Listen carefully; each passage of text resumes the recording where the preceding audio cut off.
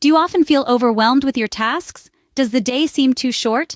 Well, it might not be about the lack of time, but rather the abundance of tasks.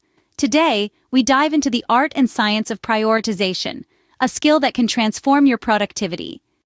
Step 1. Identify your tasks. The first thing you need to do is to jot down every single task you have. It might seem daunting, but it's crucial to have a clear picture of what's on your plate. Step 2. Assess importance. Not all tasks are created equal. Some are critical to your project or career, while others might just be something nice to accomplish. Ask yourself, what task will have the most significant impact if completed? Step 3. Evaluate urgency. Urgency is not the same as importance.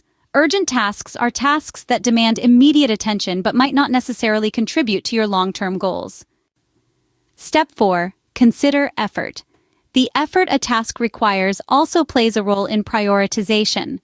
A task that takes 5 minutes should probably be done before a task that takes 5 hours, assuming they have similar importance and urgency. Step 5. Prioritize. Now, with your tasks identified, importance and urgency evaluated, and effort considered, you can now prioritize.